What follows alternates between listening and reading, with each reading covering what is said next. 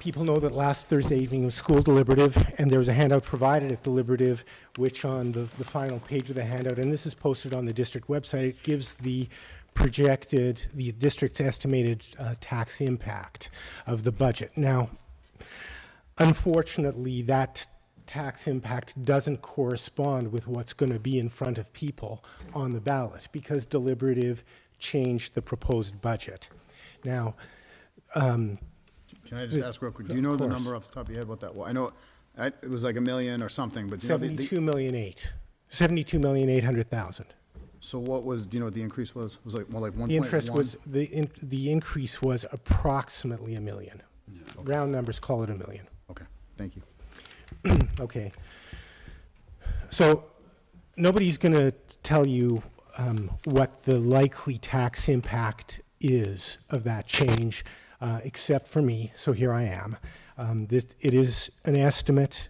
I do not have access to all of the information and assumptions that the district used in making their estimate that they distributed to deliberative, so I had to work through it as best I could. And also, as everyone knows, things change between now and next October when the taxes are calculated. The district's surplus could be more or less, and so forth. So it's an estimate, but it's essentially a comparable estimate to what was put out at deliberative. So what we're looking at for Sandown on this estimate is a tax increase of 11.9% on the proposed budget. Now, to put the school tax, correct? The school tax portion only. That has nothing to do with town tax. And does that This is include both school taxes? It includes the statewide education property tax as well. Now, for context, the increase for Plastow is 3.3%. The increase for Danville is 0.3%. And for Atkinson, there's a tax decrease of 2.2%. Now, for those people who are hoping that they might be able to vote for the default budget, and there was a lot of stress and dispute about how the default budget was formed this year, I think that the school board did a good job and came up with a decent default budget. If people vote for the default budget, Sandown's increase, and the default budget, by the way, is $100,000 more than the current year's budget, so it's pretty close to a flat line. So if we defeat the proposed budget, the default budget will result in a tax increase of 9.8% for Sandown. That's on the flatline default budget. For Plastow, the tax increase is 1.6%. For Danville, there is a 1.6% decrease, and for Atkinson, there is a decrease of 3.7%. So, of course, the enormous question in that is, how can the tax impact be so different for Sandown than it is for the other towns? And by the way, if you do the numbers with what the district provided and do the percentages, it's the same. It's a consistent percentage with the original tax proposal that was on here, which was a flat line. So what's caused this is that the costs of the district are apportioned out to the four towns almost entirely based on enrollment. So when I say almost entirely, if there's $62 million to be apportioned, it's like $60 million is apportioned based on enrollment, and $2 million is apportioned based on equalized property value. So it's almost all based on enrollment.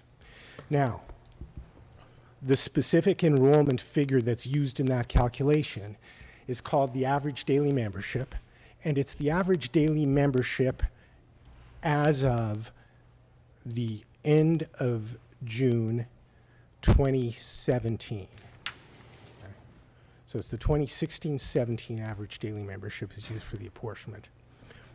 And if you look at the district's sorry, sorry. I'm going to say I want to make sure I get this right, because it is not, okay. So we're looking at the 2019 budget being apportioned on the 2017 enrollment number. Is that the 18-19 budget? Is that what you mean? Yeah, Okay. that's right. Okay. The reason for that, and there's a reason for that, is because that's the number that's available at the time the tax calculations need to be made. It's the most recent number that the final version is available at the time the apportionment is made. Now, if you have a look at the Department of Ed website and compare the enrollment at the end of 2016 with the enrollment at the end of 2017 on their website, what you'll see is Atkinson is down 65 students over that 1 year.